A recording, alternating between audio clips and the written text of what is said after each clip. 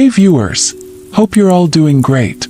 Before I start the story, tell me in the comments which country you're watching from and what time it is there. And if you enjoy my videos, don't forget to hit the like button and subscribe. The scholar who drew the first map of the world. In the 12th century, the world was vast, mysterious, and partially charted by sailors, merchants, and scholars. Into this realm stepped a scholar of North Africa, whose name would become linked with one of the greatest cartographic achievements of the medieval era, Muhammad Al-Idrisi. Serving at the court of the Norman king Roger II of Sicily in Palermo, Al-Idrisi produced a monumental work of geography and mapmaking, known in Latin as the Tabula Rogeriana and in Arabic as Kitab Nuzhat al-Mushtaq fi Iktirak al-Afaq. This scholar mapmaker's work bridged cultures, united Arab and European knowledge, and guided explorers for centuries. In gentle tones, we will begin to imagine his world, his journey, his map. In the year 1100 approximate, in the coastal city of Ceuta, then part of the Almoravid realm of North Africa, Muhammad al-Idrisi was born into a family that claimed noble descent, tracing lineage to the Idrisids of Morocco. The era was one of cultural intersections. Muslim Andalusia and North Africa, the Mediterranean sea lanes, and the Norman realms of southern Italy and Sicily all formed a network of trade, learning, and travel. From an early age, Al-Idrisi was exposed to education and to the coastal currents of commerce and knowledge. As he matured, he traveled, studied, and gathered observation data of lands, peoples, climates, and seas. He studied in the renowned city of Córdoba in Al-Andalus, a center of learning in the Islamic West, where the legacy of Greek, Roman, and Islamic scholarship was alive. His restless curiosity carried him beyond his birthplace, across North Africa, perhaps into the Iberian Peninsula, possibly even venturing toward the Atlantic fringe, the Mediterranean islands, and the eastern shores of the known world. These journeys awakened in him a deep sense of the world as a unified whole, not merely a collection of local realms. By the time Al-Idrisi reached his 30s, the political and cultural stage of the Mediterranean had shifted significantly. In southern Italy and Sicily, the Norman kingdom under Roger II had been established, a place where Latin, Greek, and Arabic traditions met. Sicilian court culture under Roger was receptive to scholars of diverse origin. It was to this court that Al-Idrisi was invited. According to some accounts, Roger saw in him not only a learned geographer but one with royal lineage and connections that might lend prestige to his own project.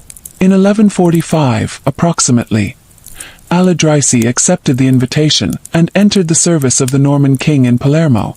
Once at Palermo, Al-Idrisi embarked on what would become his life's great work, to draw a map of the world, as known in his age, and to compose a descriptive geography to accompany it. He combined classical sources, such as Claudius Ptolemy, the recordings of Arab and Muslim merchants and travelers, and fresh data gathered from expeditions, interviews, and coastal voyages. For 15 years or more he labored, sifting reports, measuring distances, cross-checking by travel and by informants. The result was a map and text that transcended its time.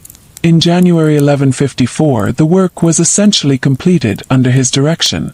In this first part of our tale, we linger in the calm knowledge that our protagonist lived in a world of shifting boundaries, of sea lanes and caravans, of scholars and kings. We imagine him in his study in Palermo. Ink pots, parchments, travelers' tales, charts of coastlines and mountains, hearing of distant lands, measuring wind and tide, sketching outlines. He knew the Mediterranean intimately, the waves from Ceuta to Sicily, the trade routes to North Africa, the bustle of Palermo's harbor, the contrast of Norman architecture with Arab-Muslim artisans, the mixture of languages in the royal court. He moved in calm reflection, gently translating the mysteries of the world into shapes on parchment.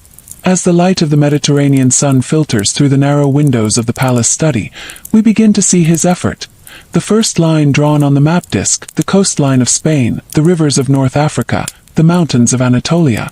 We imagine Al-Idrisi turning his gaze outwards, not only to what is near, but what is far. His ambition, to bring order to the unknown, to chart the seas, to describe lands unseen by most. In the next batch we shall follow how Al-Idrisi gathered information, how his map-making method took shape, and how the world looked through his eyes. Within the thick walls of Palermo's royal palace, Muhammad Al-Idrisi began the task that would define his name. The year was around 1139 to 1145, when King Roger II, curious about the farthest edges of his kingdom and beyond, sought a way to see the entire known world drawn before him. Sicily stood at the crossroads of continents, a place where ships from Alexandria docked beside vessels from Genoa, where Arabic, Greek, Latin, and Norman tongues echoed in the same marketplace. It was here that Al-Idrisi set up his small study, a quiet chamber filled with rolled parchments, reed pens, compasses, measuring cords, and the steady scent of ink. On his table lay fragments of older maps, Greek charts copied from Ptolemy's Geographia, Arab merchant scrolls, and local sailor sketches. Every morning, he would summon traders, travelers, and pilgrims who had journeyed through Africa, Asia, and Europe. He would listen softly, asking precise questions about distances, mountains, rivers, and cities. He was not satisfied with hearsay alone. When accounts conflicted, he would compare them, reason through the geography, and sometimes send assistants to verify. From the ports of North Africa to the markets of the Levant, messengers carried letters requesting fresh descriptions. It was said that over a dozen years, he collected more than 70 first-hand reports of distant lands, a remarkable scientific effort in an age when travel was perilous and maps were often symbolic rather than accurate. To Al-Idrisi, geography was not a static drawing. It was the living pulse of humanity. He classified lands by climate zones, measured routes by travel days, and studied how seas, mountains, and deserts shaped trade and migration. He noted where date palms grew, where spices were harvested, where cold winds blew from northern mountains, and where hot air rose from Saharan sands.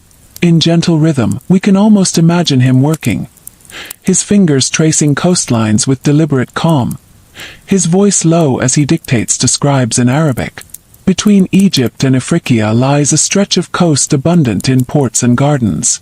The people trade in linen and oil, and their ships go east toward Alexandria and west toward Ceuta. Every note became a piece of the puzzle.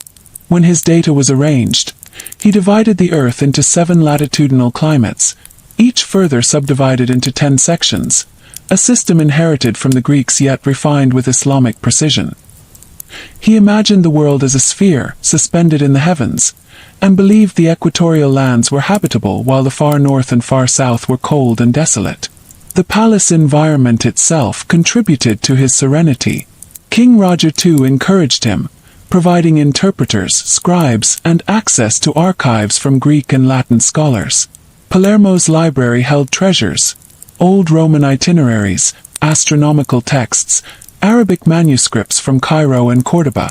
Each night, when the palace grew silent, Al-Idrisi would read under the dim light of an oil lamp, cross-referencing maps and celestial charts, his eyes reflecting both fatigue and wonder. From these quiet nights grew the Tabula Rogeriana, a vast world map engraved on a disc of silver, said to be nearly 2 meters across. It was oriented with south at the top, as was the Arabic convention, meaning the world appeared upside down to later Europeans. Africa dominated the upper part, while Europe and Asia stretched below. The Mediterranean lay like a silver thread between them. When the artisans began engraving under Al-Idrisi's supervision, every feature was cut with careful deliberation. Mountain ridges etched in lines, rivers carved as flowing curves, cities marked with small circles. The scholar guided them gently, reciting from his notes, his voice even and thoughtful. Each stroke transformed the abstract knowledge of travelers into visible geography. The king would sometimes visit, watching in fascination as the map expanded. For Roger, it was not merely curiosity. It was a symbol of his power and the unity of cultures under his reign. For Al-Idrisi, it was devotion to truth, a desire to record the earth as faithfully as human knowledge could reach. We may close our eyes for a moment and imagine that room, the gleam of silver under lamplight, the faint scratching of engraving tools, the scent of heated metal, and Al-Idrisi's calm dictation filling the still air. The hum of languages, Arabic, Greek, Latin, blending softly in a rare harmony of medieval scholarship. He worked not for fame but for accuracy. His approach was empirical, based on observation, measurement, and comparison. Long before modern cartography, he grasped that maps must rest on tested data, not legends. And yet, he preserved a certain poetry of the world, describing islands like scattered pearls upon the blue sea, or mountains that seemed to pierce the clouds. Through this blend of science and description, Al-Idrisi's map began to take form. By 1150, large portions were complete. The Maghreb, Iberia, the Mediterranean, Egypt, and the Arabian Peninsula. His map showed remarkable precision in coastlines and distances, astonishingly accurate for its time. In the next batch, we will follow how Al-Idrisi compiled his great companion text, Nuzhat al-Mushtaq, and how his map extended to the edges of Asia, northern Europe, and even tales of the far Atlantic. As the map of silver neared completion, Muhammad al-Idrisi turned to the written companion that would explain its every detail. It would be a geography not of legends but of observation, a collection of the world's lands, cities, mountains, rivers, and seas, written with quiet precision and scientific calm. He titled it in Arabic, Kitab Nuzhat al-Mushtaq fi Iktirak al-Afaq, the pleasure of him who longs to travel the world. In the Latin West, it would later be called the Book of Roger, in honor of his patron, King Roger II. It was to be both a descriptive encyclopedia and a record of human geography, reflecting how cultures lived, traded, and traveled. In his study, Al-Idrisi dictated to scribes who recorded his measured voice on fine parchment. His words were slow, deliberate, like waves touching a shore. He began with the Earth's shape, a sphere suspended in space, and explained how climates divided the known world.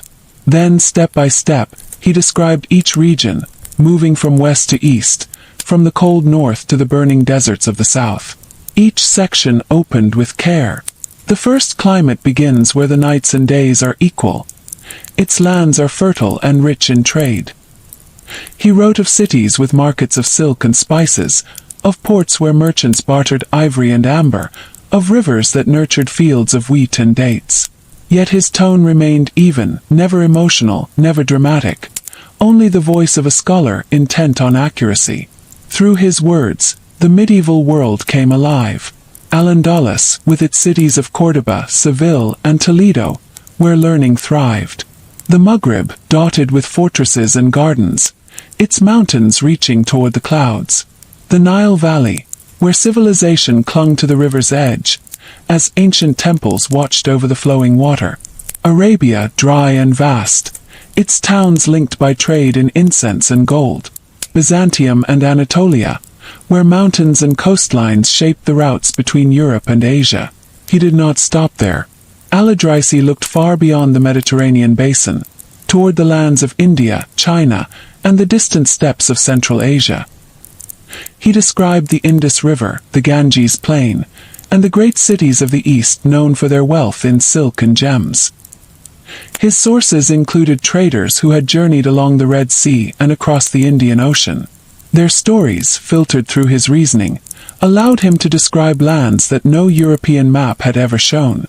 Beyond the Sea of Sind, he wrote, there lies the land of China, where the people are industrious, their cities vast, and their works of art without equal. From his vantage point in Palermo, he also gathered information about northern Europe, the Norse lands, the British Isles, and the cold reaches of Scandinavia. He noted their long winters, short harvest seasons, and the hardy people who lived among forests and fjords. For much of that region, knowledge was scarce, and Al-Idrisi carefully recorded uncertainty. Where reports conflicted, he did not fill gaps with myth.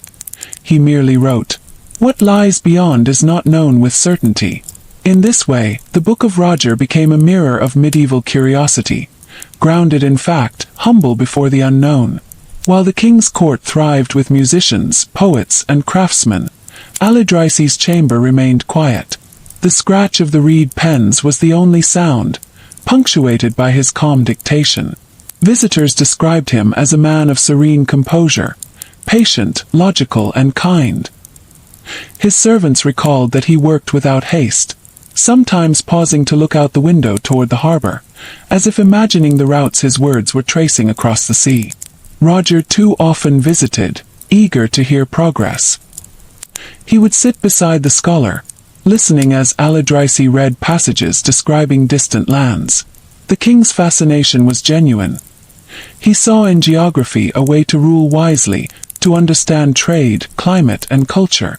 In return, Al-Idrisi found in Roger a rare patron, one who valued knowledge for its own sake.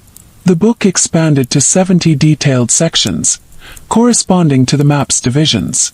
It described over 2,000 cities and settlements. Rivers and mountain ranges were charted with accuracy rarely seen before.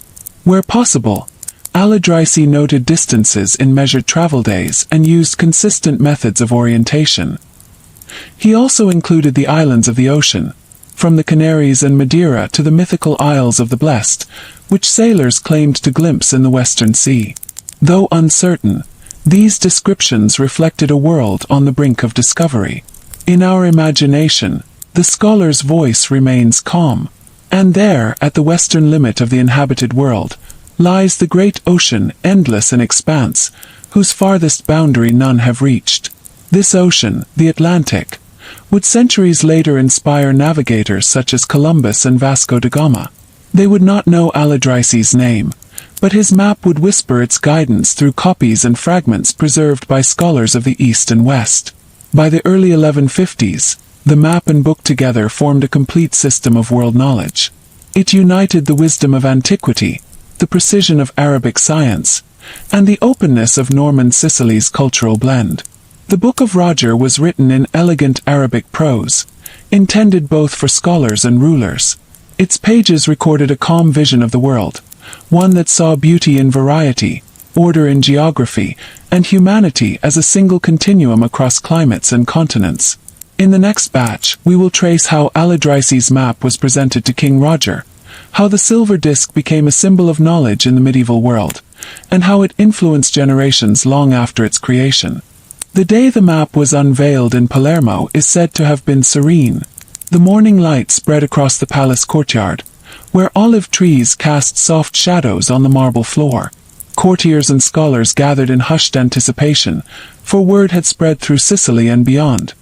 Muhammad al-Idrisi, the scholar from Ceuta, had completed his world map for King Roger II. After 15 years of study, inquiry, and patient labor, the moment of revelation had arrived.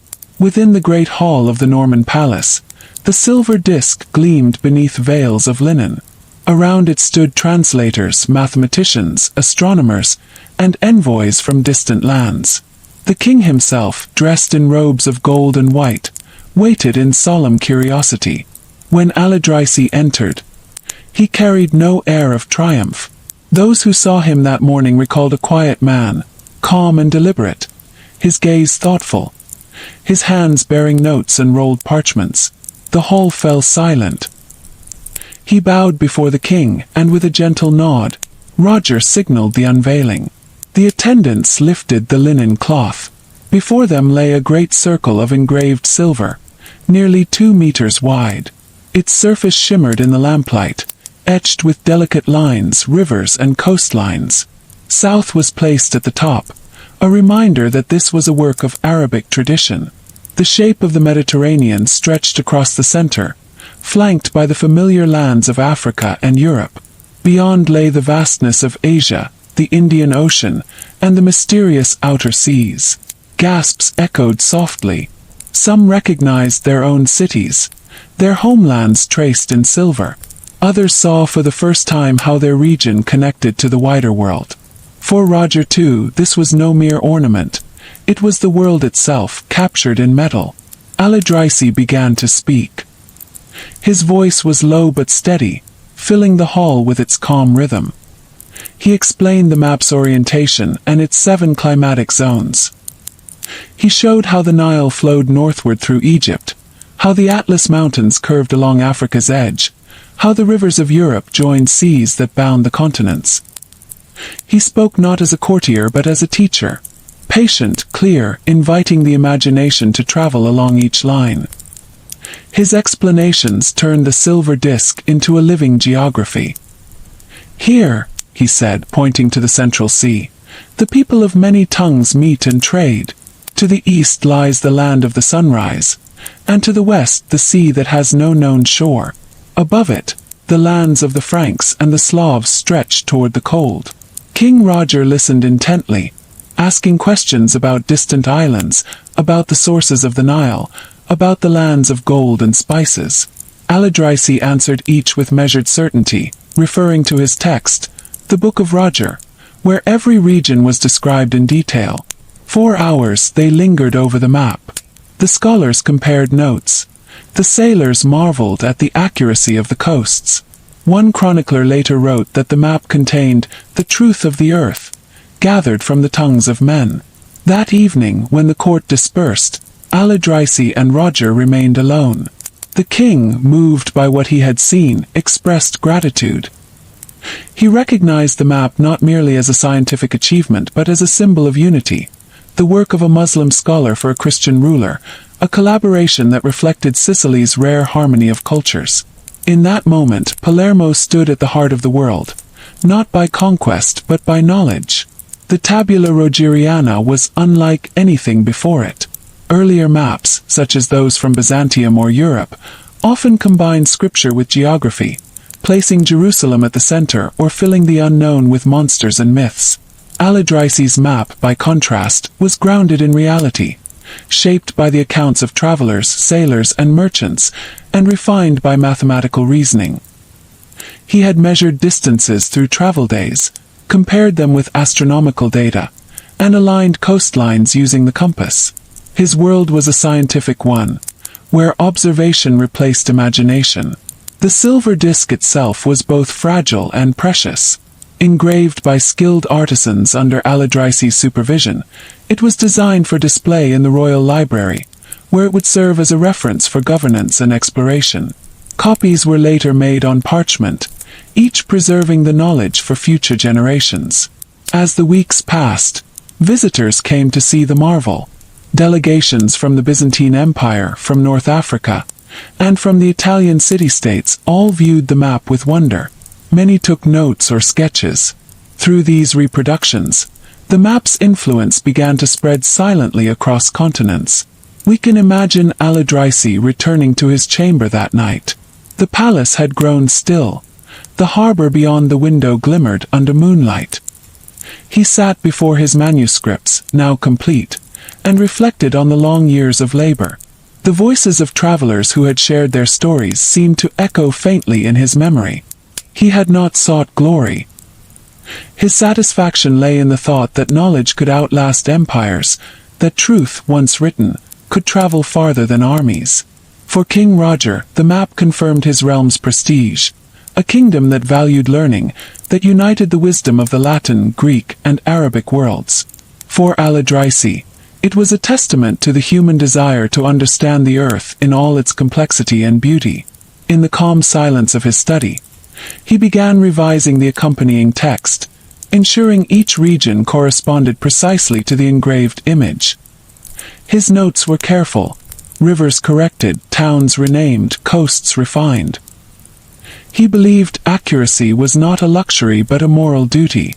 In those tranquil hours, he may have sensed that this work would endure.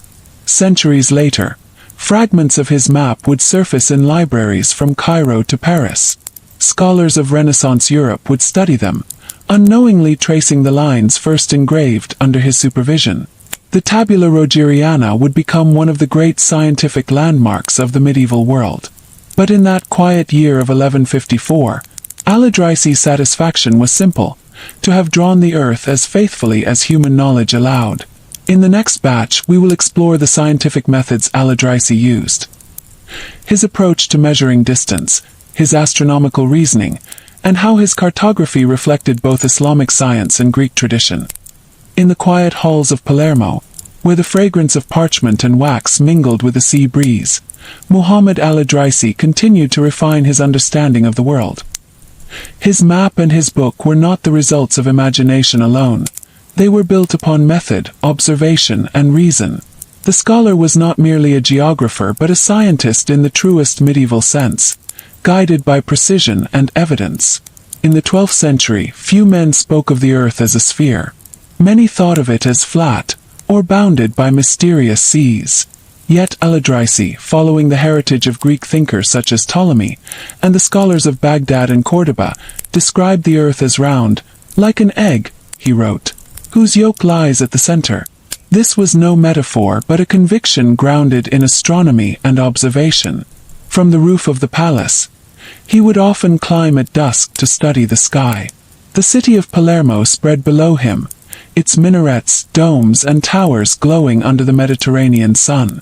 With an astrolabe in hand, he measured the altitude of stars, noting how their positions shifted from night to night. His calculations confirmed what earlier astronomers had taught, that the curvature of the Earth could be inferred from the changing angle of the stars as one traveled north or south. Each measurement became a thread in his broader fabric of geography. The distances between cities were not guessed but calculated through a combination of astronomical reasoning and travelers' routes. When a merchant told him that a journey from Fez to Cairo required 30 days of caravan travel, Al-Idrisi compared the report to the known speed of travel and adjusted his map accordingly. When sailors described sailing from Tunis to Alexandria in 12 days with favorable winds, he translated those days into nautical distance. He also relied on a system inherited from ancient scholars, the division of the world into 7 climates. Each climate represented a horizontal band stretching from west to east, defined by latitude and by the length of daylight. The first climate lay near the equator, hot and humid, while the 7th, far to the north, was cold and barely habitable. Within each climate, he subdivided the land into 10 sections, creating 70 regions in total. This mathematical grid allowed him to assign coordinates to cities, rivers, and mountains with remarkable accuracy. But Al-Idrisi did not depend solely on mathematics. He combined it with empirical verification, a method rare in his time. He cross-checked information from sailors, merchants, and emissaries, rejecting exaggerated or contradictory reports. "Truth," he once wrote, "is strengthened when testimonies agree, but when they differ, the wise man waits and measures." In his treatise, he explained how winds affected navigation. The Mediterranean, he wrote, was ruled by 8 principal winds, each with its name and direction. The same winds, he noted, guided ships across the Indian Ocean and influenced the monsoon routes from East Africa to India. His understanding of wind systems and currents showed a grasp of global interconnectedness centuries before such knowledge became common in Europe. He also drew upon the vast store of Arabic and Persian science, works that had preserved and expanded Greek astronomy. He studied the writings of Al-Khwarizmi, Al-Farghani, and Ibn Hawqal, adapting their data while correcting errors through first-hand accounts. His awareness of the magnetic needle, then known in Chinese and Islamic navigation, helped him reason about orientation even when celestial signs were hidden by clouds. At the same time, his writing retained a quiet grace. Even in passages of calculation, his tone was composed, as if aware that precision was a form of beauty. He described the measured harmony of the world with the serenity of one who saw order in the cosmos. The Creator has set bounds for every land and course for every river, so that the earth may be balanced as the heavens are ordered. Within this balance lay his philosophy. Geography was not only a record of distances but a reflection of divine design, the harmony between sea and land, heat and cold, mountain and plain. In Palermo, Al-Idrisi found a community that shared this intellectual openness. The court of Roger II was unique. Greek scholars debated with Arabic philosophers, Latin monks copied Arabic treatises, and translators worked side by side. Knowledge moved freely between tongues, and Al-Idrisi stood at the heart of this exchange. He often dictated in Arabic, while his assistants translated his notes into Latin or Greek for the royal library. In the margins of manuscripts, traces of both languages still appear, a sign of that cultural synthesis. One visitor, a monk from Monte Cassino, described Al-Idrisi's study as a room of quiet marvels. He wrote that the scholar's table was covered in scrolls and small measuring instruments, that his hands moved with patience as he adjusted compasses or compared data. He does not speak hastily, the monk recorded, but as one weighing his words as carefully as he measures the world. This blend of discipline and calm would shape his legacy. Long after his lifetime, cartographers in both East and West would draw upon his work. Some copied his division of climates. Others used his coastal outlines as foundations for new maps. Even centuries later, echoes of his methods appeared in Renaissance atlases. The Tabula Rogeriana, when examined closely, reveals its scientific structure. The Mediterranean Sea is almost exact in proportion. The Iberian Peninsula, though rotated, holds recognizable contours. The Nile's twin sources, marked in equatorial Africa, anticipate discoveries that would not be verified until the 19th century. These details remind us that Al-Idrisi's vision was not confined by his age. He saw the world as a whole, interconnected, measurable, comprehensible. And yet, behind all this knowledge, his tone remained serene. He described the deserts of Arabia, where silence lies vast as the sky. He wrote of the Indian Ocean, whose waves rise and fall like breathing. In every line, there was an echo of calm observation, a reminder that the scholar's task was not to conquer the unknown, but to understand it. In the next batch, we will travel with Al-Idrisi's imagination to the outer edges of the known world as he described them. The Atlantic shores, the distant islands, the lands beyond the reach of ordinary travelers, and how his curiosity extended toward what lay past the horizon. The year was 1154. The court of King Roger II buzzed quietly beneath the golden light of the Palermo sun. Inside the marble walls of the Norman palace, in a high-ceilinged chamber scented faintly with ink, parchment, and cedarwood, Muhammad Al-Idrisi sat before a vast wooden table. Upon it lay a circle more than 2 meters wide, divided into 70 rectangular sections. This was not mere ornament. It was the culmination of 15 years of relentless study, conversation, and calculation. The Nuzhat al-Mushtaq fi Iktirak al-Afaq, later known in Latin Europe as the Tabula Rogeriana. Each segment of the map represented a fragment of the known world, pieced together from travelers' testimonies and old manuscripts. Al-Idrisi's steady hand moved across the smooth silver disc that had been prepared by Sicilian craftsmen. He marked mountains not as jagged peaks, but as gentle curves. Rivers wound across continents like veins of life. Cities were represented as small dots, accompanied by precise notes in Arabic. It was geography rendered as both science and poetry. In the map's north-south orientation, what seemed strange to Europeans was natural to Idrisi. South lay at the top, because that was how many Muslim scholars before him had drawn the earth. To modern eyes, the world seemed upside down. But to Idrisi's audience, it was perfectly logical. The world seen through the lens of the scholars of Al-Andalus, of Egypt, and of Baghdad. He divided the world into 7 climates, following the classical division inherited from Greek geographers like Ptolemy. Each climate was further split into 10 sections. His descriptions moved from the westernmost lands, the Maghreb, the Atlantic coast, the Canary Islands, to the eastern borders of China and the distant islands of the Indian Ocean. For every city, Idrisi recorded what he could. The length of the journey from one region to the next, the crops that grew there, the animals, the trade routes, the climate, and even the nature of the people. Through his pen, the 12th century world came alive.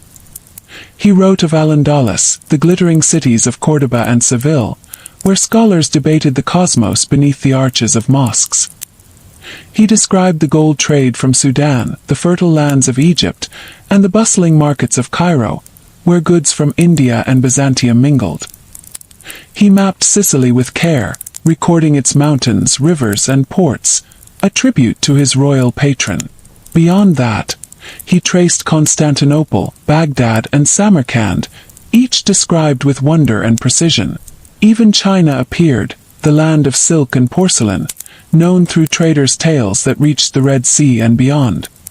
His information was not perfect, yet it was astonishingly accurate for its time. Where imagination could have crept in, Idrisi chose instead to admit uncertainty, a humility rare among mapmakers of the age. Times Idrisi would pause and listen. The palace beyond his study murmured with distant sounds, the clatter of dishes in the kitchen, a lute being tuned in the courtyard, voices speaking in Sicilian, Greek, and Arabic. The multicultural hum of Palermo was the very essence of his map, a meeting of worlds. King Roger visited often, curious about the progress of his scholar. "Show me," he would say softly, and Idrisi would unroll the parchment sheets, pointing to the lands as he spoke. His Arabic words were translated into Norman French, and the king would nod, sometimes with awe, sometimes in disbelief. "So this," Roger once asked, touching the edge of the map where the Atlantic shimmered, "is where the world ends?" Idrisi smiled gently. "No, my king. The world does not end. It only disappears from our knowing." That exchange, recorded later by chroniclers, revealed much about their bond. The Muslim scholar and the Christian monarch shared a curiosity that transcended faith. Their collaboration stood as a beacon of intellectual harmony in a world too often divided by crusades and conflict. The map was finally presented in 1154, shortly before Roger's death. It was engraved on a silver disc, an object of beauty and precision, about 2 meters in diameter, and accompanied by Idrisi's written work, the Book of Roger. Together, they formed one of the greatest geographical compendiums of the Middle Ages. Copies of the book were later made on parchment, some traveling east toward Cairo, others west toward Europe. In time, as Arabic learning flowed into Latin Christendom, the Tabula Rogeriana became known to European scholars. For centuries, it remained among the most accurate depictions of the world, long before Mercator and Columbus redrew the map to their own age's horizons. But for Idrisi, it was not the accuracy alone that mattered. His map was a testament that human knowledge could bridge cultures, languages, and empires. It was proof that curiosity, when guided by patience and respect, could draw the world together on a single page. And so, within the quiet marble halls of Palermo, beneath the arches of a kingdom that held both mosque and church, Muhammad al-Idrisi created a map not just of geography, but of humanity itself. The world that Muhammad al-Idrisi drew was more than a collection of coastlines and mountains. It was a living network of trade, belief, and memory. Each line on his map carried the echo of a traveler's footsteps, the rhythm of camel caravans crossing deserts, and the whisper of ships carried by the winds of the Indian Ocean. To understand his world, we must look through his eyes, a scholar shaped by both the precision of science and the wonder of discovery. He did not simply draw the earth. He listened to it. His geography was a symphony of testimonies, translated into ink. In his writings, Idrisi divided the world into 7 climatic zones, or akalim, stretching from the equatorial regions to the far north. This structure, borrowed from ancient Greek models, allowed him to organize the earth into systematic bands. But his details far surpassed anything the Greeks had imagined. In the first climate, he described the burning lands of Central Africa, where the sun stood high and the air shimmered like glass. He wrote of people with dark skin, of forests so thick the light could barely reach the ground, and of rivers vast as seas. The Nile, whose source, he believed, lay in distant mountains beyond human reach. He noted the presence of gold and ivory, the trade that connected these lands to Egypt and Yemen. The second and third climates included North Africa, Arabia, and much of India. Here, Idrisi's descriptions came alive with familiarity. He traced the Red Sea's coral coasts, the spice routes of Aden and Oman, and the great cities along the way. Mecca, Medina, and Jerusalem were described not only as sacred centers but as geographical anchors, cities of the soul as well as of the map.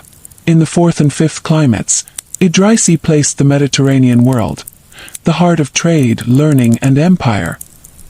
He described Sicily itself with loving detail, its rivers, fertile valleys, and its people who spoke in many tongues.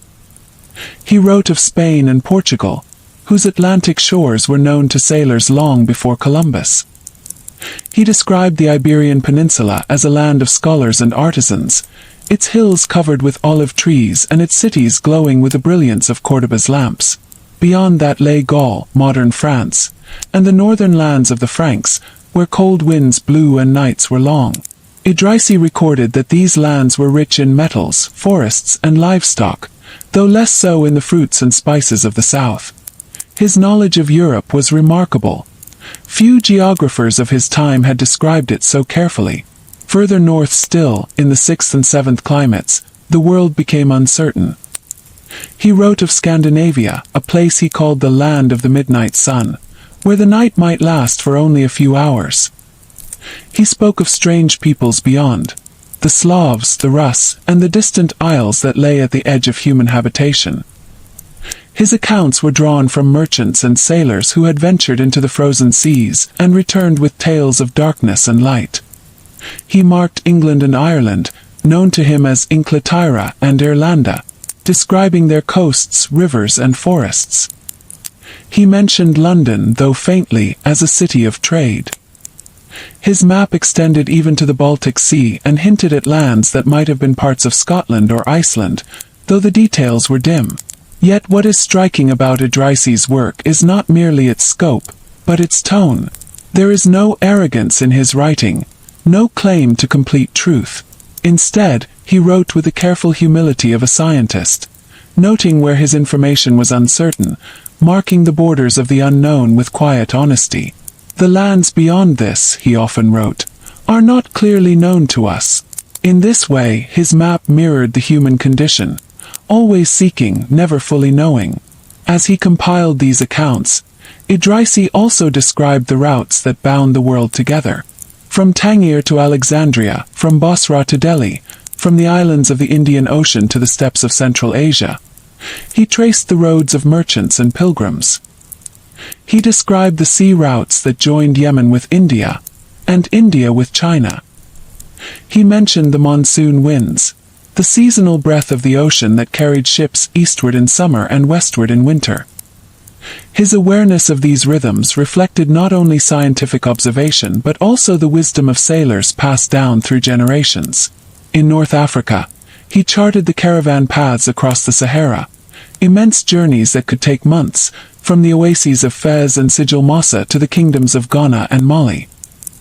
He wrote of the Tuareg, the blue-robed nomads of the desert, who guided merchants through the dunes, their knowledge of stars as deep as the scholars of Baghdad. In his mind, the world was interconnected. Every trade route was a thread, weaving together the fabric of civilization. Idrisi's sources were many. He consulted ancient Greek texts, especially the works of Ptolemy and Marinus of Tyre, but he was not their slave.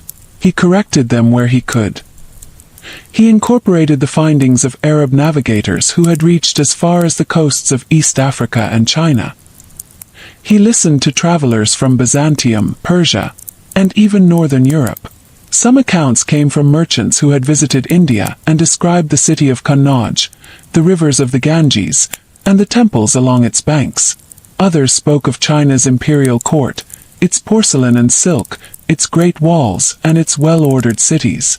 Though Idrisi had never seen them himself, he captured them through others' words with astonishing accuracy. What emerges from his work is not a flat world but a living one, full of movement, trade, and human exchange. In the quiet of the Palermo court, Idrisi's assistants would read out reports, sometimes in Arabic, sometimes in Greek or Latin. He would translate, compare, and annotate, his fingers stained with ink. Over time, the silver disc before him filled with symbols, lines, and names, the mirror of the world, complete yet imperfect, ordered yet filled with mystery. He must have felt, in those moments, the weight of time itself. For centuries, scholars had dreamed of mapping the earth. Now he was doing it, not for war or conquest but for knowledge. And though he could not know it, his work would outlive empires. The silver map lay gleaming beneath the lamplight of Palermo's royal library. Its surface reflected not only the known world but the unseen spirit of inquiry that defined an age. This was the 12th century, a time when faith, trade, and science intertwined in complex harmony. Across the Mediterranean, knowledge was moving. Greek manuscripts were being translated into Arabic, Arabic treatises into Latin, and in this vast exchange, the island of Sicily became a bridge between worlds. Muhammad Al-Idrisi's work thrived in this environment, a fragile but luminous piece. Sicily, under the Norman King Roger II, was a unique realm. Christians, Muslims, and Jews lived side by side. The call to prayer mingled with the tolling of church bells, and scholars of many tongues debated beneath the same arches. Palermo's palaces, lined with mosaics and Arabic inscriptions, embodied the cultural fusion of East and West. Roger himself had grown fascinated with the sciences of Islam. Unlike many rulers of his time, he saw learning not as a threat but as a treasure. When Idrisi arrived at his court, the king recognized his genius immediately. Here at last was a scholar who could unite geography, astronomy, and mathematics, and place them at the service of human understanding.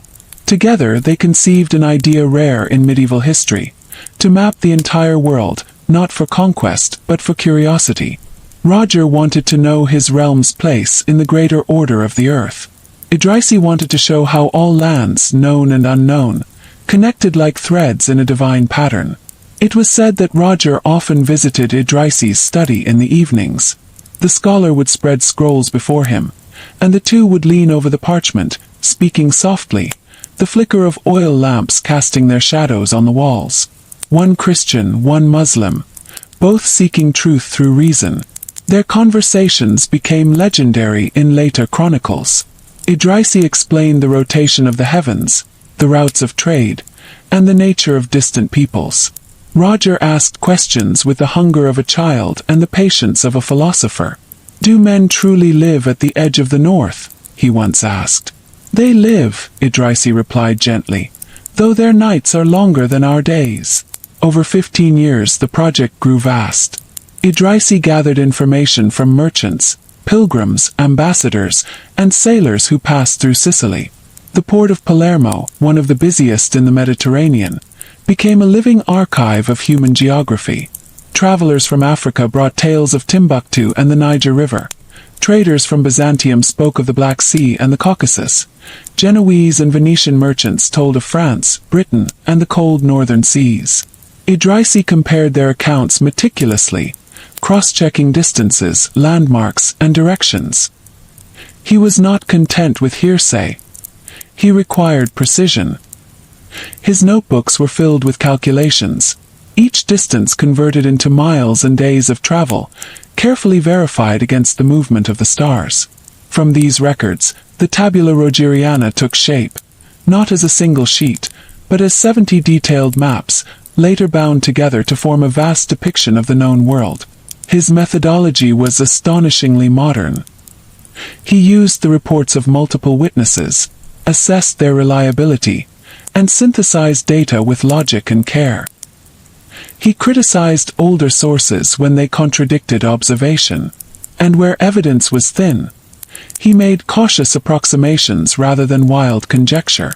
In an age when myths still guided geography, when sea monsters guarded the edges of maps and the earth was thought to end in mist, Idrisi's restraint marked a revolution in thought. The Book of Roger, as his treatise came to be known, was written in beautiful, flowing Arabic. It began not with pride, but with gratitude. Idrisi praised God for granting the mind of man the power to seek knowledge, and thanked King Roger for his patronage. The book was not only a geographical description but also an encyclopedia of cultures, climates, and natural wonders. He described, for instance, the volcano of Mount Etna, whose fires glowed above Palermo's night skies. He called it a mountain that burns without ceasing, whose flames rise to the heavens.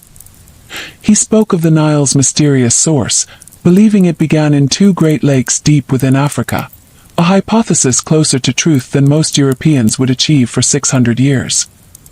He mentioned the Arabian Peninsula, its deserts and oases, the pilgrimage routes to Mecca, and the trade of frankincense and myrrh that had enriched its people for centuries. He wrote of India, its spices, gemstones, and rivers, calling it a land where the air is fragrant and the earth yields wonders. And of China, He noted its silk and porcelain, its engineers, and its roads. Evidence that even at the farthest edge of the known world civilization thrived. He even touched upon the islands of the Atlantic, beyond the Strait of Gibraltar. He mentioned the Isles of the Blessed, perhaps the Canaries or Madeira, known through sailors' tales. Some believed these were remnants of ancient lands swallowed by the sea. Idrisi recorded them without judgment, letting the mystery remain. When the map and book were finally completed around 1154, they represented the most comprehensive vision of the world ever produced. No European map before the Renaissance would rival its detail or accuracy. Roger was deeply moved by the achievement. Chroniclers say that when Idrisi presented the silver disc, the king stood in silence for a long while, his eyes tracing the lines that circled the globe. "This," he whispered, "is the world as God has allowed men to see it." Idrisi bowed his head.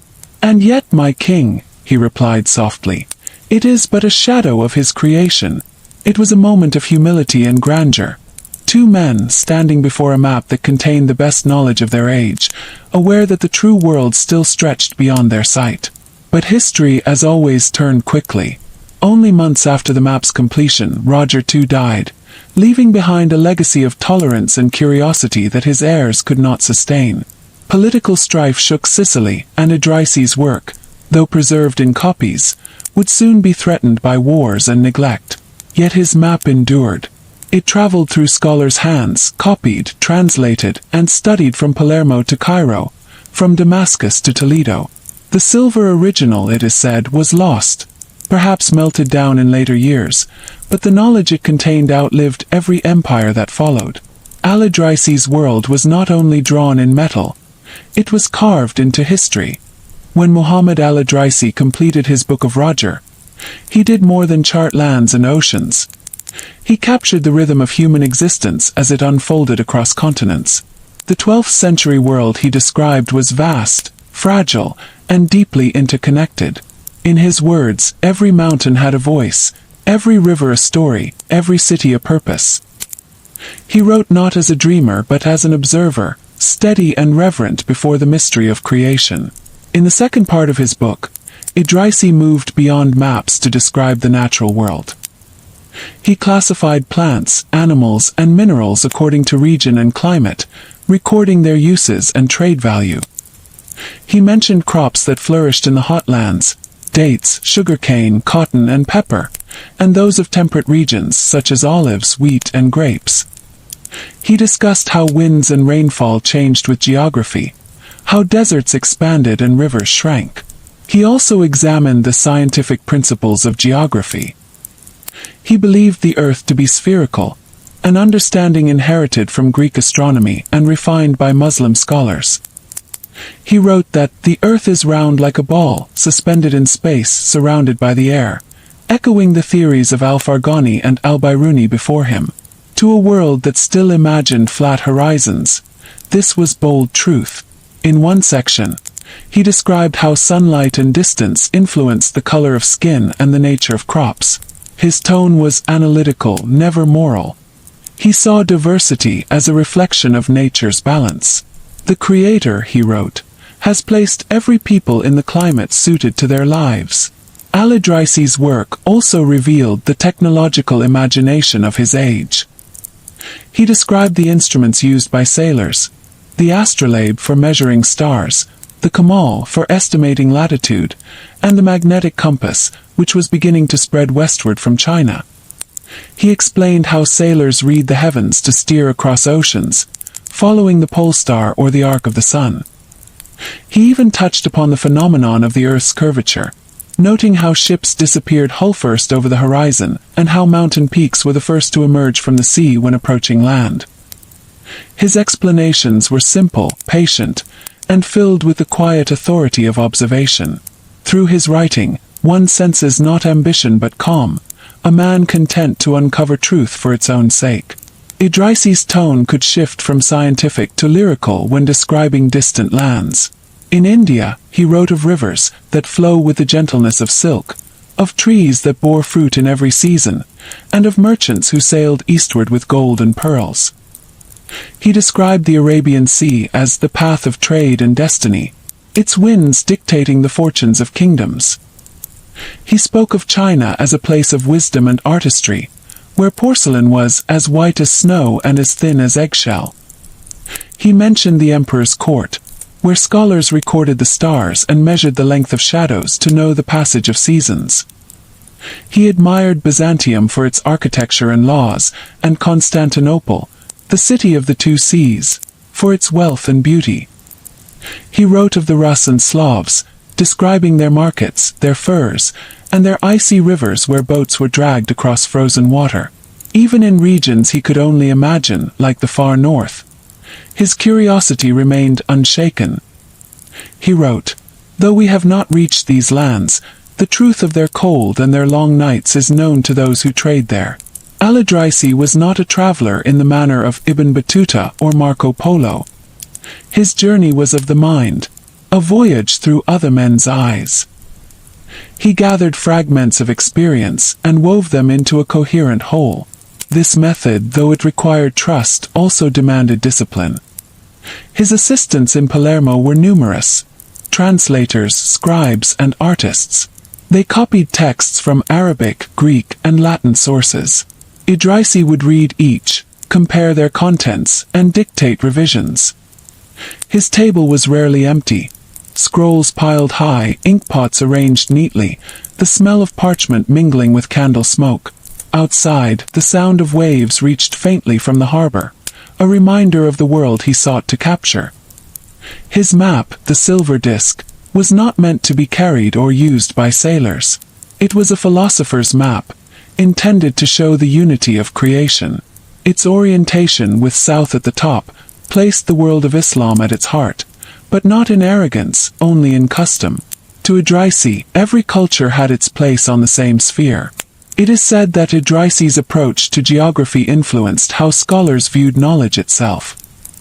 He rejected the notion that revelation alone could explain the earth. Instead, he taught that observation, reason, and testimony were sacred tools. "The intellect," he wrote, "is the guide God has placed within us to find truth." This view resonated deeply in Sicily, where Greek rationalism met Arabic empiricism. The island became, for a time, a refuge of ideas that Europe had forgotten. Scholars from the north, from England, France, and Germany, came to Palermo to learn from Arabic texts. Many later carried Idrisi's methods back to their homelands, unknowingly planting the seeds that would one day bloom in the European Renaissance. In the centuries that followed, fragments of Idrisi's map appeared in manuscripts across the Mediterranean. Copies were made in Cairo, Tunis, and Cordoba. One found its way to the libraries of Toledo, where Christian translators worked to render Arabic works into Latin. From there, the influence spread through Europe, quietly, invisibly, but enduringly. When the age of exploration dawned 3 centuries later, European mapmakers would still echo the outlines Idrisi had drawn. Even as their compasses improved and their ships reached the New World, they remained indebted to the calm, methodical scholar who once sat in the Sicilian sun, shaping the earth upon a disk of silver. But Idrisi himself did not live to see that legacy. After Roger II's death, Sicily entered a period of unrest. Political struggles between Norman princes and rising Latin powers made Palermo less welcoming to its Muslim scholars. Idrisi, aging and cautious, withdrew from court life. He is said to have returned to North Africa, perhaps to Ceuta or his ancestral home. There, in the later years of his life, he continued to write smaller works, refining astronomical tables, composing treatises on plants and medicines.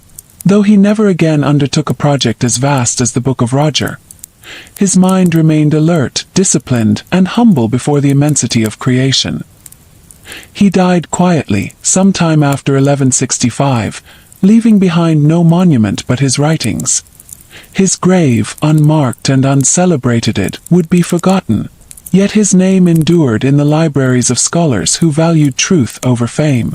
Today, historians see Idrisi as the last great geographer of the classical Islamic Golden Age. His map represents the moment before the world turned, before Europe rose to dominance, before the compass and printing press reshaped discovery. He was a bridge between eras. His silver disc the final reflection of a world still whole, still mysterious, still waiting to be known. And in the hush of that time, his pen moved softly, almost prayerfully, across parchment, tracing the breadth of mountains, the curve of rivers, and the fragile unity of humankind. The passing of Muhammad Al-Idrisi did not end his work. It only began its quiet transformation. In the centuries that followed his death, the silver map and his writings continued to circulate among scholars, copied carefully by scribes who may never have known the face of the man who made them. His Book of Roger, or in its Arabic title, Nuzhat al-Mushtaq fi Iktirak al-Afaq, became both a treasure and a mystery, a book whose beauty lay as much in its precision as in its restraint. In Sicily, the once harmonious blend of cultures slowly unraveled. The successors of King Roger II, less tolerant and less curious, began to push Arabic culture aside. The Muslim scholars who had brought such brilliance to the island departed, their books and instruments carried with them. Yet even as the palaces fell into silence, Idrisi's legacy escaped the fate of time. His manuscripts reached Toledo, the great center of translation in Spain. There, Christian, Muslim, and Jewish scholars worked side by side to render Arabic knowledge into Latin. They translated treatises on astronomy, medicine, and philosophy, and among them, Idrisi's geography. The European scholars who read his maps saw for the first time a world far larger and more coherent than the one described in their own monastic chronicles. From Toledo, Idrisi's ideas spread northward, to Paris, Oxford, and Bologna. His division of the earth into climates, his emphasis on empirical observation, and his careful listing of trade routes influenced a generation of thinkers. They began to see geography not as myth, but as measurement. His name was often misspelled or Latinized, Idrisius, Drisis, Al-Idrisi, yet even distorted. His ideas retained their clarity. Centuries later, when early European cartographers began to redraw the world, they found in Idrisi's work a foundation more solid than any legend. To understand his impact, one must remember what came before him. Earlier maps, from the Roman Mappa Mundi to the Byzantine charts, were less concerned with accuracy than with theology. They placed Jerusalem at the center, heaven above, and the edges of the world shrouded in mystery. The purpose of those maps was moral, not practical. Idrisi changed that. He placed geography in the realm of science. His maps described distances, coastlines, and trade routes without reference to divine hierarchy. This shift was revolutionary. It was as though the world had turned from symbol to substance. He drew what he could measure, and he admitted what he could not. His work thus bridged ancient and modern thought, carrying the spirit of the Greeks through the precision of the Arabs into the curiosity of the West. In the Arab world, Idrisi's influence also endured. His writings were copied and taught in the schools of Cairo, Damascus, and Fez.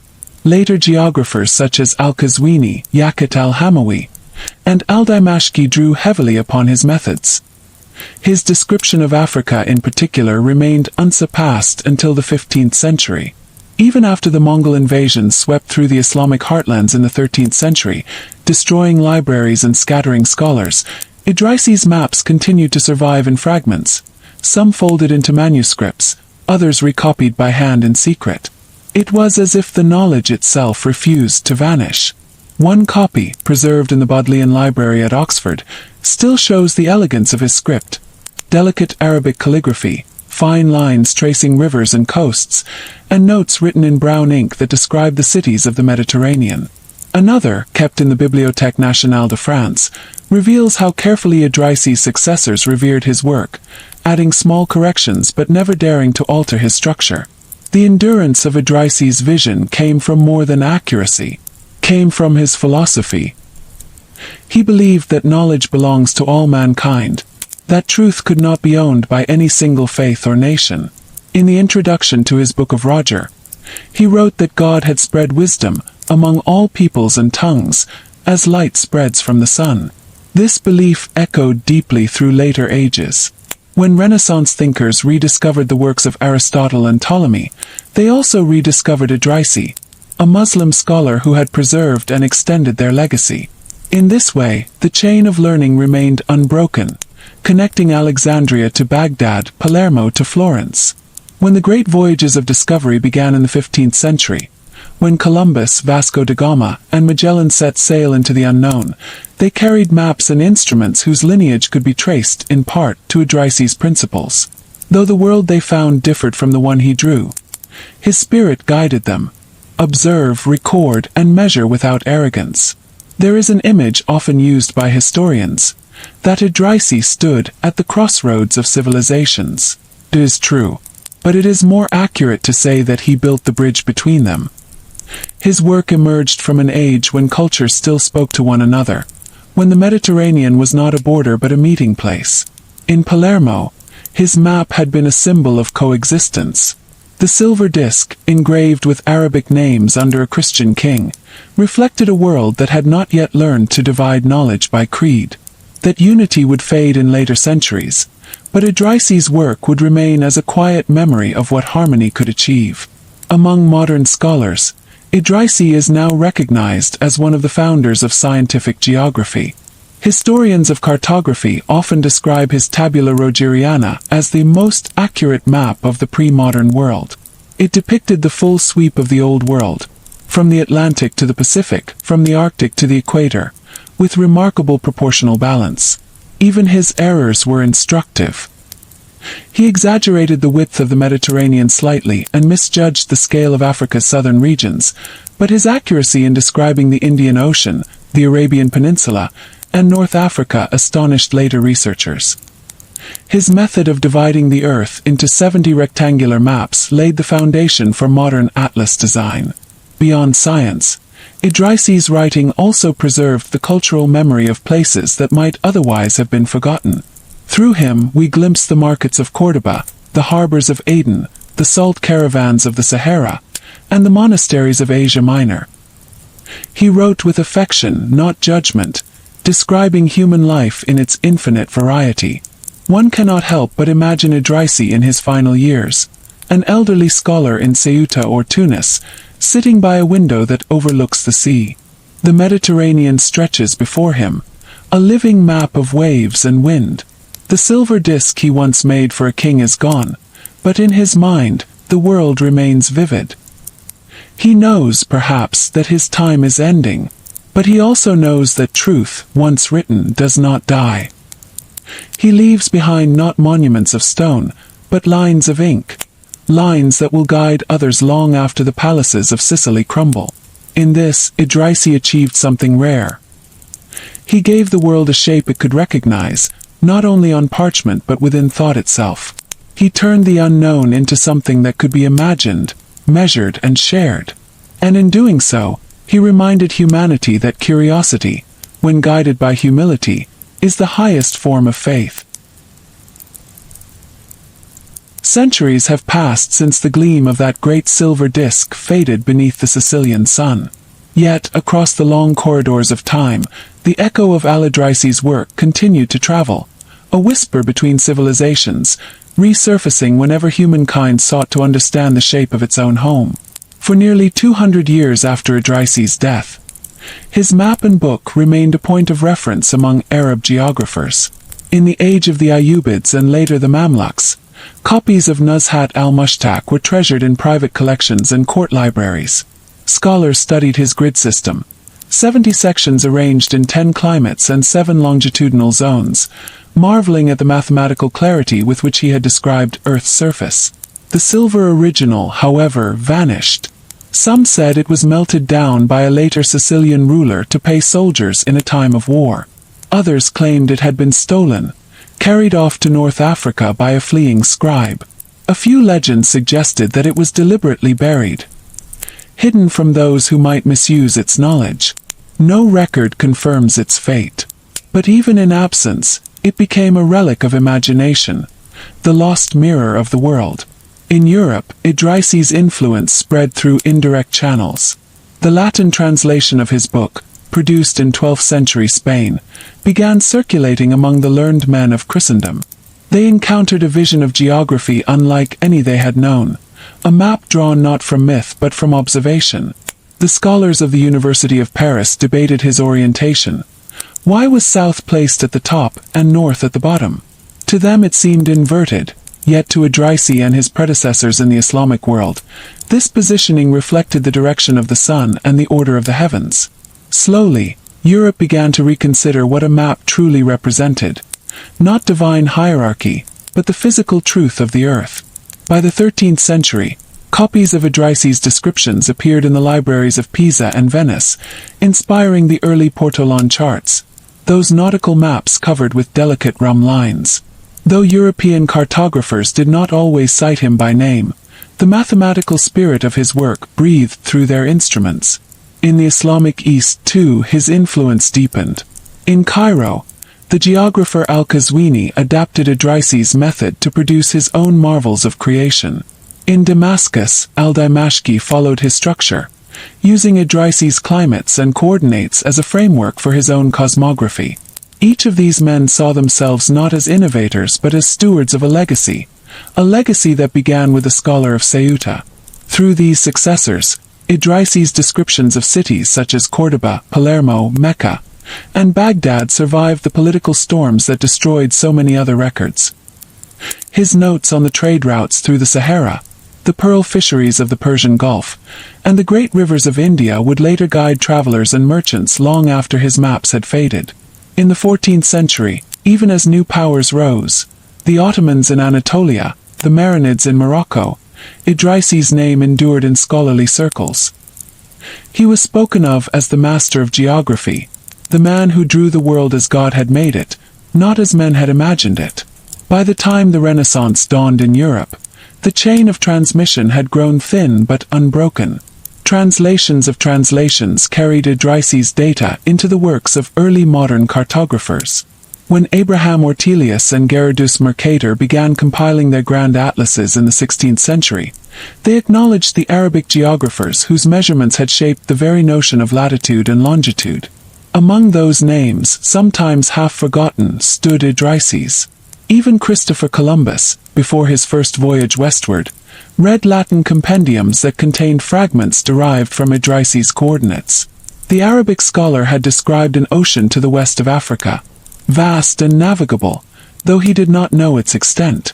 It stirred the imagination of men who dreamed of reaching Asia by another route. Thus, across 4 centuries, a line of thought connected the court of Roger II to the decks of the Nina, Pinta, and Santa Maria.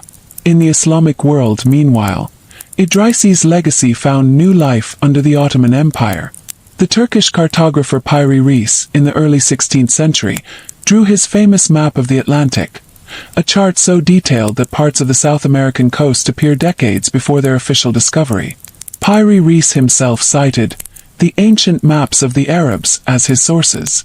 Though he did not mention Idrisi directly, the structure and the system of climates he used betray the lineage. Centuries later, when European Orientalists rediscovered Idrisi's manuscripts in the libraries of Istanbul and Paris, they were astonished at the precision of his work. In 1619, the historian Gabriel Sionita published parts of the Latin translation in Paris. In the 19th century, Amédée Joubert and Conrad Miller brought new additions to light, restoring Idrisi to the place history had nearly denied him. The modern age would come to call him the father of scientific geography. Yet he was more than that. He was a witness to a unique moment, an era when curiosity overcame creed, when the world was studied not to dominate it but to understand it. His life bridged continents and faiths. Born in North Africa, educated in Córdoba, honored in Sicily, he carried within him the synthesis of Mediterranean civilization. His language was Arabic, but his patrons were Christian. His science was universal. And perhaps this is why his map endured when so many others were forgotten. It was never meant as propaganda or conquest. It was an act of pure observation, a scholar's offering to the shared human longing to know where we are. Today, historians studying his surviving manuscripts trace with wonder the tiny notes he left in the margins, comments on the sources he used, remarks about local customs, observations of climate and soil. They reveal a man deeply attentive to detail yet humble before the immensity of the earth. When he described the great river Nile, he did not claim certainty about its source. When he spoke of China, he admitted that his information came from merchants rather than first-hand witnesses. Such honesty marked him as a true scientist long before the term existed. In his text, one can sense the rhythm of his voice. Calm, patient, deliberate, as though he were guiding his reader across the continents, one climate at a time. His language invites stillness, the quiet turning of pages, the slow unfolding of the world. Through the centuries, the silver map of Palermo has become a symbol of what knowledge can be. Luminous, fragile, shared. The metal may have melted, but the idea it embodied, that the earth can be drawn not as myth but as reality, remains indestructible.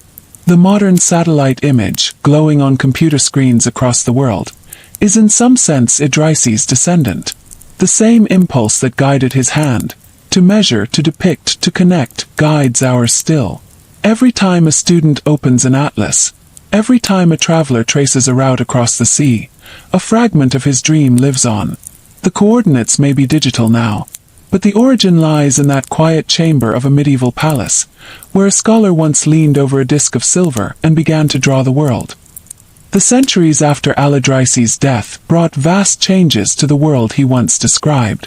Empires rose and fell, oceans were crossed, and new continents entered the maps of men. Yet, beneath these layers of discovery, his work endured like an undercurrent, silent, steady, and alive. In the Arab libraries of Cairo, Fez, and Damascus, copies of his book lay preserved on yellowed parchment. Scholars continued to copy the text, often by hand, line by line, word by word, their reed pens scratching softly across paper. They revered him as Al-Sharif al-Idrisi, the noble Idrisi, not only for his scholarship but for his lineage, descended, it was said, from the Prophet Muhammad himself. His blood and his intellect both carried a certain sacred weight. But what truly sanctified him in the eyes of future generations was his respect for truth. He never wrote to please kings, nor to glorify war, nor to claim dominion.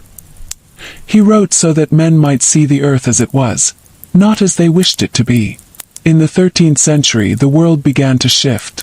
The Mongols swept across Asia, burning cities, shattering dynasties. Libraries that had stood for centuries were reduced to ash. Yet Idrisi's manuscripts somehow survived. Some carried westward by merchants, others eastward by fleeing scholars. In their wake, the fragments of his work scattered, yet refused to disappear. It was in this dispersion that his influence deepened. Arabic maps bearing traces of his method appeared in Persia and India. The scholars of Samarkand and Isfahan incorporated his grid system into their astronomical charts. To them, geography and astronomy were twin sciences, both rooted in observation and measurement. In the court of Tamerlane, Idrisi's ideas were studied once again when architects and astronomers planned their massive observatories. Even in distant China, Muslim geographers brought to the Yuan court maps that bore the same structured divisions, the legacy of a mind that had lived in Sicily centuries before. Thus, though empires changed, Idrisi's world remained. His lines of longitude became lines of connection, invisible threads weaving together continents. In Europe, meanwhile, his presence lingered quietly within scholarly tradition. The Book of Roger, translated, adapted, copied, served as a cornerstone for those who sought to rediscover classical learning. During the Renaissance, when artists like Leonardo da Vinci studied perspective and symmetry, they echoed Idrisi's geometry of the earth. When navigators such as Prince Henry the Navigator sent expeditions along the African coast, they relied on geographic data that could be traced, faintly but unmistakably, to Idrisi's descriptions of the Maghreb. Even Gerardus Mercator, when he developed his famous projection in 1569, worked within the intellectual lineage Idrisi had founded, turning the curved world into a flat, measurable image. Mercator may not have known Idrisi's name, but he inherited his logic. The earth as a grid, a system, a harmony of numbers. And yet, despite his monumental impact, the man himself slipped into obscurity. In the modern age, When European science began to rewrite the history of knowledge, the achievements of Muslim scholars were often forgotten or dismissed. Idrisi's map, once revered, became a footnote in textbooks, its beauty overshadowed by later discoveries. But history, like the sea, eventually returns what it has taken. In the 19th century, as European Orientalists began to explore the archives of the Middle East, Idrisi's name resurfaced. In 1836, Amadi Joubert, a French scholar of Arabic, published portions of the Nuzhat al-Mushtaq. Later, Conrad Miller, a German historian of cartography, produced a detailed reconstruction of Idrisi's world map in the early 1900s. When they examined the manuscripts, they were stunned by the precision. Rivers traced across continents with measurable accuracy. Distances between cities matched the estimates of modern geography with astonishing closeness. What they found was not a medieval curiosity, but a true scientific document, a vision centuries ahead of its time. The rediscovery of Idrisi came at a moment when the world was once again shrinking through travel and communication. Steamships crossed oceans, telegraph wires spanned continents, and yet, the old hunger remained. To map, to measure, to know. Idrisi's voice, once buried in the silence of manuscripts, seemed to rise again, speaking to this new generation. He had once written, "The earth is round like a sphere, and the waters cling to it as moisture clings to the fruit." Those words, composed in the 12th century, revealed a mind that had already understood what later science would confirm. He knew that the world was not a flat plane but a globe, that all lands, all peoples were connected by the same horizon. His insights foreshadowed not only cartography but also the spirit of global understanding. To Idrisi, knowledge was never confined by borders. It belonged to everyone who sought it with sincerity. By the 20th century, Idrisi's work was fully recognized by historians of science. Universities from Cairo to Oxford began to teach his contributions alongside those of Ptolemy and Strabo. The city of Ceuta, where he was born, named schools and streets in his honor. In Palermo, scholars gathered to celebrate the 800th anniversary of the Book of Roger, revisiting the site of the royal palace where it had been written. There they spoke of the scholar who had brought together Africa, Asia, and Europe on a single page. Not through conquest but through curiosity. In Morocco, Tunisia, and Spain, cultural foundations erected monuments to his memory. His face appeared on stamps, his name engraved on observatories. Yet, perhaps his greatest memorial remains invisible: the continued act of mapping, the art of seeing the world whole. Every atlas today, no matter how modern, carries within it a shadow of that first great map. Every globe spins with the same impulse that guided Idrisi's hand, to locate oneself within creation. If one closes the eyes and imagines the 12th century, one can almost hear the echo of his instruments, the quiet scratch of stylus against silver, the murmur of scholars in Arabic, Greek, and Latin, the smell of parchment, of ink, of melted wax.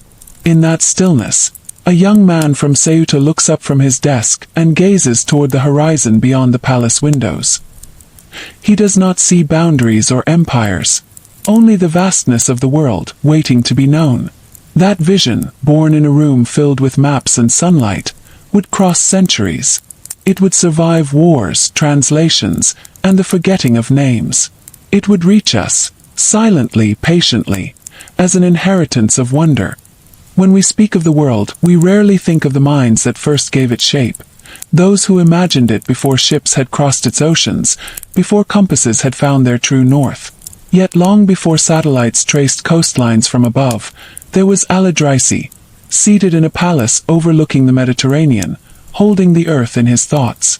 By the time the 12th century faded into the 13th, the echoes of his map had begun to travel in ways unseen. It was carried not by armies or traders alone, but by ideas, by the slow movement of learning from one civilization to another. In the schools of Fez and Marrakesh, Idrisi's text was recited by students who barely knew the world beyond their own horizons, and yet through his words, they walked its breadth. They learned of the icy north, the spice-rich east, the sands of the Sahara, the islands of the western seas. For them, his book was more than geography.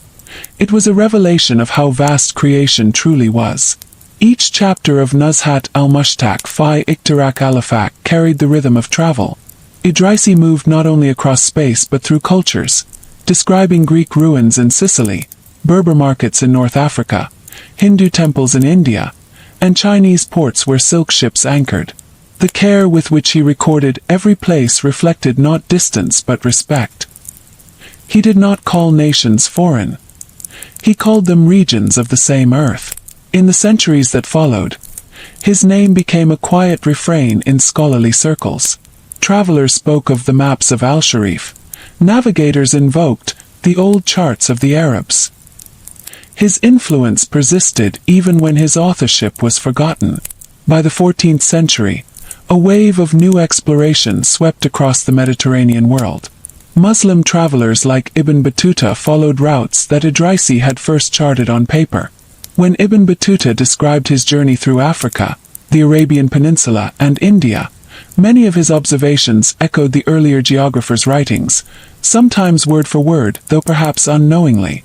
Both men shared the same temperament: curiosity without judgment, wonder without fear. Idrisi's map gave the world shape. Ibn Battuta's journeys gave it motion. In the West, the Christian kingdoms that once suppressed Arabic knowledge slowly began to rediscover it. In Spain, where the convivencia of Muslims, Christians, and Jews had once flourished, scholars of Toledo translated Idrisi's Arabic into Latin and then into vernacular tongues. The Book of Roger thus entered the bloodstream of European thought, reshaping how the earth was imagined in cloisters, courts, and universities. But time, ever impartial, scattered the pieces of his legacy. Many of his manuscripts vanished, lost in wars and fires. Only fragments survived. A few maps here, a few pages there. Some appeared centuries later in Ottoman archives, others in European libraries. Their Arabic inscriptions faded but legible. When historians in the modern age gathered these fragments, they were struck by their unity. Even incomplete, Idrisi's vision of the earth was coherent. His sense of proportion, the careful balance between continents, seas, and climates, suggested not guesswork but method. It became clear that his was not a work of imagination but of science. He had compared multiple sources, rejected contradictions, and relied on first-hand accounts. His process mirrored that of modern research: observation, verification, and synthesis.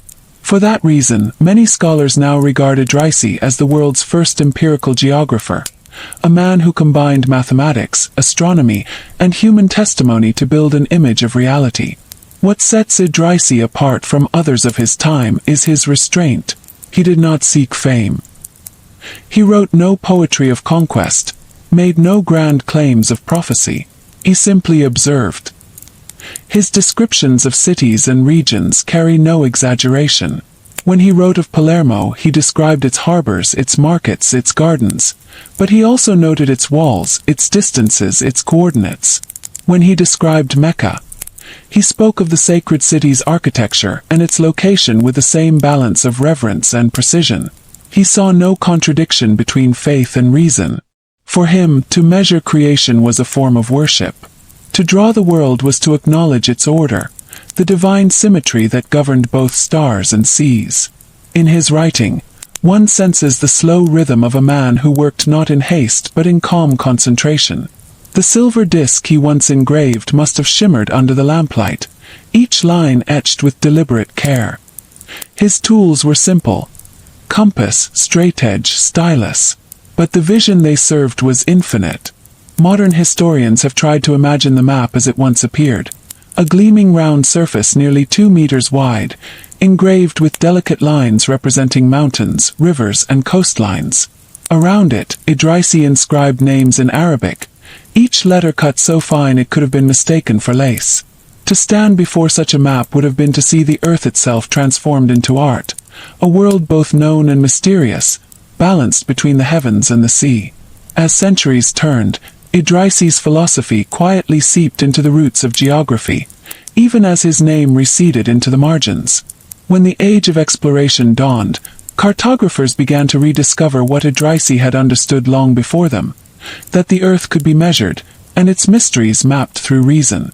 The same principles he had applied in Sicily guided Gerardus Mercator in Flanders, Abraham Ortelius in Antwerp, and later John Speed in England. They refined his methods, but they did not surpass his clarity. Meanwhile, in the Muslim world, his intellectual descendants continued his work. The Moroccan scholar Al-Hassan al-Wazn, known in Europe as Leo Africanus, described the lands of Africa with a precision reminiscent of Idrisi's tone. The Ottoman geographer Katib Shalebi drew upon Idrisi's models for his Sahanyama, Mirror of the World, another echo of that first silver map. Thus, across centuries, the scholar's spirit endured, not as a relic, but as a rhythm within the heartbeat of human curiosity. By the 18th century, the printing press had transformed the spread of knowledge. Maps multiplied, atlases grew thick with pages. And yet, as the world became more accessible, the memory of its first scientific cartographer faded once again. Only in the 20th century, when historians began to trace the lineage of science across cultures, did Idrisi return to view. His rediscovery coincided with a broader recognition of the golden age of Islam, that luminous period when mathematics, medicine, astronomy, and geography flourished from Baghdad to Cordoba. In this reawakening, Idrisi emerged not only as a scholar but as a symbol, proof that knowledge could transcend the divisions of faith and language. In our own time, when satellites orbit the globe and digital maps live within our hands, it is tempting to think we have surpassed those who came before. Yet, every glowing map on a screen still reflects the same impulse that guided Al-Idrisi, to understand where we are, and what connects us to the rest of the world.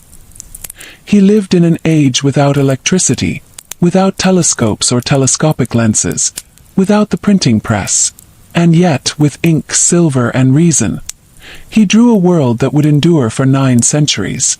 When one studies his map today, one does not merely see geography.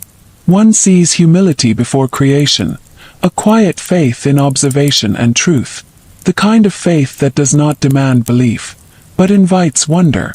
It is said that Idrisi once wrote, "The more we know of the earth, the more we know of ourselves." Whether he truly wrote these words or not, they embody the heart of his work. The map was never only about direction. It was about understanding our shared home, one earth, one sea, many paths. In the quiet years that followed, Al-Idrisi's name began to move beyond the palace, beyond Sicily, beyond even the reach of the Mediterranean. His map, Nuzhat al-Mushtaq, became a silent traveler, moving from scholar to scholar, from translation to translation. Though his own voice had grown still, his work began to whisper through the corridors of history. In the early centuries after his death, copies of his map spread through Islamic libraries. Scholars in Cairo, Baghdad, and Damascus carefully redrew the hemispheres, each line still guided by the spirit of precision that Idrisi had instilled. The Latin world, too, found him through the bridges of translation. Arabic texts rendered into Latin and Old French, crossing into universities like Oxford and Bologna. The knowledge of the Muslim world began to seep into Europe through these thin, fragile manuscripts. In these manuscripts, a traveler might find familiar names, but with shapes altered by Idrisi's reversed orientation. To the medieval Christian mind, used to north being up, Idrisi's maps were startling. They placed the world upside down, Africa and Arabia proudly on top, and the cold lands of Europe below. It was not a mistake. It was perspective, a reminder that the world is only what the eye is trained to see. Through this inversion, Idrisi unknowingly gave a philosophical lesson, that maps do not show truth, but interpretation. Each mapmaker draws the world as he imagines it. His South-up world defied convention. It was a declaration that knowledge is a matter of where one stands. By the 13th century, fragments of Idrisi's maps had reached Spain. The scholars of Toledo, translating Arabic manuscripts for Christian kings, found in his work a rare harmony. Science without borders, curiosity without dogma. His maps inspired the Mappe Mundi, those early medieval world charts filled with cities, saints, and mythic beasts. Though artists altered and adorned them with theology, the bones of Idrisi's geography remained. Centuries later, during the Renaissance, when the age of exploration dawned, echoes of Idrisi's work could still be heard. His descriptions of rivers and mountains appeared in the notes of early geographers. His coordinates, derived from ancient Greek knowledge and his own measurements, helped sailors understand that the Earth was far larger and far more connected than they had imagined. In the courts of Spain and Portugal, cartographers drew maps of the Atlantic, the new frontier. When Christopher Columbus prepared his voyage in 1492, scholars debate whether he ever saw Idrisi's map, but he certainly used the geographic tradition that Idrisi had shaped, a world where knowledge could be measured, recorded, and trusted. Idrisi's influence thus drifted, unseen, into the sails of those who ventured westward. The survival of Idrisi's works was not guaranteed. Many of his manuscripts were lost in wars, burned in libraries, or destroyed by time. Yet the Tabula Rogeriana endured in copies scattered across Europe. One of the most complete versions, now held in the Bodleian Library at Oxford, shows the clarity of his vision. Africa's coasts, the Indian Ocean, the distant lands of China, and the steppes of Central Asia, all drawn with a care centuries ahead of his age. For those who studied his work centuries later, the precision was astonishing. Idrisi had described the source of the Nile as being in equatorial lakes, an idea that would not be proven until European explorers confirmed it 600 years later. He mapped the Iberian Peninsula with a near-mathematical accuracy unmatched until the modern age. And in his accounts of northern Europe, he described the midnight sun and the cold seas, proof that his information came from travelers who had truly seen those distant lands. His writing style, too, carried a rhythm that reflected his world, part scholar, part poet. He described the earth not only in numbers but in life. The people who tilled the soil, the caravans that crossed deserts, the ships that hugged the coasts. His geography was alive, breathing with trade, culture, and motion. In the Muslim world, Idrisi became known as one of the great geographers of all time, alongside Al-Biruni and Ptolemy. His name was spoken in the same breath as the astronomers and mathematicians who defined the golden age of Islamic science. And yet, unlike many of his peers, Idrisi's fame was not confined to one discipline. He was both scientist and artist, both chronicler and dreamer. By the 17th century, when mapmaking had become a science of navigation, his influence quietly persisted. Early European atlases still borrowed his shapes for Africa and Asia. The very notion that the world could be systematically divided, measured, and recorded, that was Idrisi's inheritance. And then, centuries later, modern scholars rediscovered him. In the 19th century, historians translating medieval Arabic texts found Idrisi's name again. They marveled at his accuracy and the scope of his ambition. When his maps were compared to modern ones, the resemblances were uncanny. This scholar from 12th century Sicily had charted the world not as myth, but as geography. His work became a bridge in historical memory, a connection between the Islamic Golden Age and modern science, between East and West, between faith and reason. The city of Palermo, where he had once walked under orange trees and heard the mingling of languages, Arabic, Latin, Greek, and Norman, still remembers him. His name adorns streets, libraries, and universities across the Arab world. In Ceuta, his birthplace, there are schools and statues honoring him as the man who mapped humanity's shared home. Al-Idrisi's life was more than the story of a map. It was the story of knowledge itself. How it moves from mind to mind, how it survives through centuries, how it outlives the empires that once funded it. And when one studies the delicate curves of his silver disc, engraved with mountains and rivers, there is a quiet humility there, a scholar's awareness that even the most perfect map can only capture a shadow of the world. He had given the world a mirror, and though the mirror has aged and cracked, it still reflects a truth, that humanity's greatest discovery is not where we are, but that we share the same earth. In the next and final batch, Batch 15, we will close this story with a calm outro, summarizing Al-Idrisi's legacy and inviting the listener to breathe deeply and imagine the world as he once did. The centuries drift, softly as sand over marble. The voices that once echoed through Roger's court have long fallen silent, yet the name Muhammad Al-Idrisi still moves through time, not as a shout, but as a whisper that survives in the curves of coastlines, in the grids of modern maps, in the way we see the earth itself. Close your eyes for a moment and imagine Sicily in the 12th century. The air is warm and sweet with the scent of citrus. You hear the quiet murmur of Arabic in the markets, the chanting of monks in distant cloisters, and the rhythm of hammers in the shipyards. A city where three worlds met, Islam, Christianity, and ancient Greece, became the stage where one man drew the world together.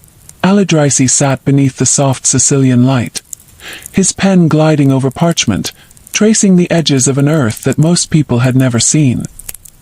He did not draw borders of war, nor mark lands as belonging to kings. His world was connected, an intricate web of rivers, roads, and coasts where humanity moved, traded, and lived. For him, geography was not merely the study of land. It was the study of people, of journeys, of the delicate bond between distance and discovery. He listened to sailors describe the Indian Ocean and its monsoons, to travelers who spoke of the gold routes across the Sahara, to monks who had glimpsed the cold seas of the north. Each word became a thread, and Al-Idrisi wove those threads into one vast tapestry, a vision of the planet as it truly was, curved and continuous, without center or edge. When we look at maps today, the spinning globes in classrooms, the screens that guide our journeys, we see a distant echo of his dream.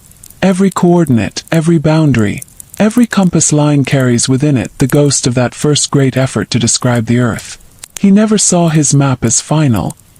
He saw it as a beginning, an invitation to seek, to explore, to understand. His humility as a scholar was profound. For even after drawing the world, he wrote, "Only God knows all." That was his truth. That human knowledge, no matter how vast, remains a flicker of divine light.